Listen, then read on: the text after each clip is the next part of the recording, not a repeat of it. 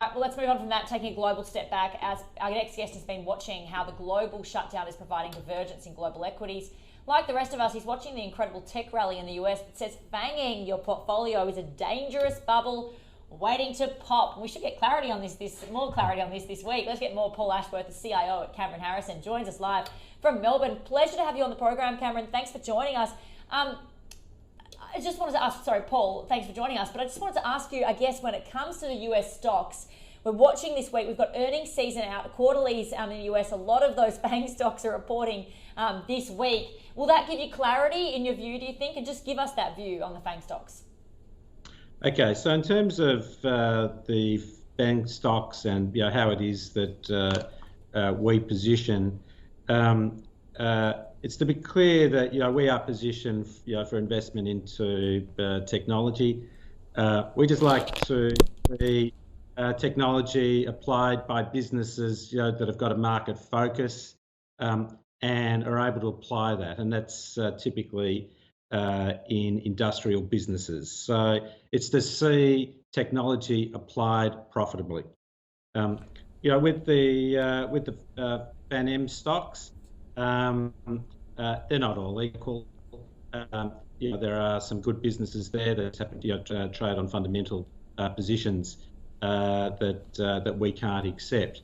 And we can't accept it because there are good businesses sitting in the industrial and the healthcare sectors that apply technology well, are profitable, and present at better valuation.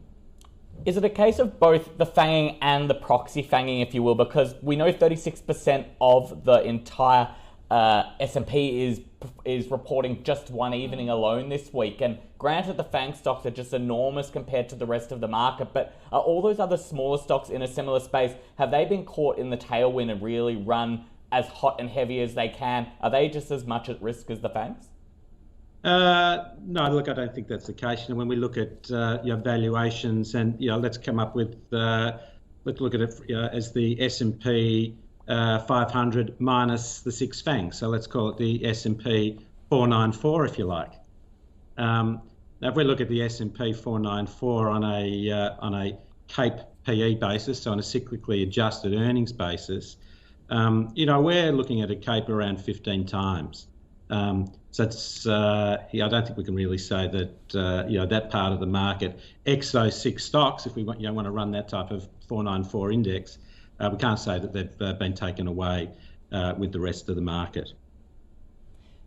So I guess when you're looking forward over the next sort of few months, what are you watching as outperformers, or what are you watching to outperform going forward, if anything?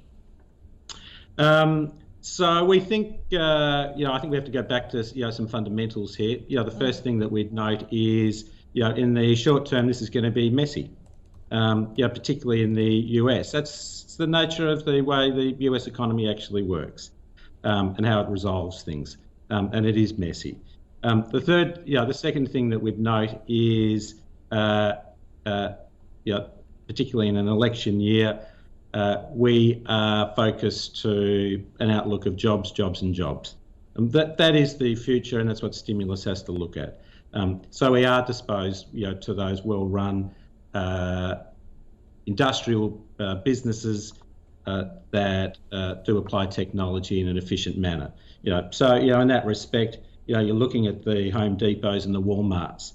They're good counterpoints to a business like Amazon, which is a mix of a highly profitable cloud business and an unprofitable consumer discretionary, non-discretionary business. So it's to focus in on those well-run industrial businesses, and not to look at it over the next 3 to 6, 9 months, because that will be messy.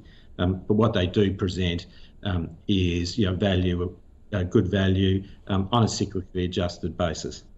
You said it all comes back to jobs, but just as much a noise is going to be the stimulus, the election and the COVID cases. Which one is really going to be speaking the loudest? Which one might drive markets the hardest in the near term? Markets over the near term, we view reasonably well supported, from a monetary stimulus perspective. we really describe it as, as a monetary stimulus that's, provided this mattress, for the next 15 months. So, we think the markets, can, see their way through. Probably the political factors and stimulus, to what extent the Congress and Senate, can work together in this, latter part of the presidential year. That's probably going to be the key feature. Is it key keeping powder dry? I mean, in terms of having cash on the sidelines and taking advantage of perhaps any dips that you may see in particularly highly valued stocks like the FAANG stocks or any others in the coming months?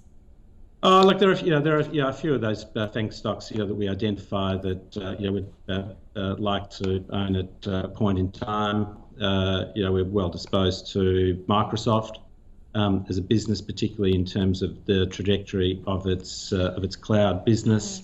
We can see that in terms of its relationship with the US government and its defence contract. No, we're fully invested at this point in time. We're happy with where valuation sits. We are sitting at around that 16% cap valuation for our strategy at this point in time, and we think there are good prospects for those if you like those technology enabled industrial businesses. Interesting stuff, and a topic that we're talking about a lot lately. So good to get your views, Paul. Thank you so much for joining us here on AusBiz. Absolute pleasure. Have a great day.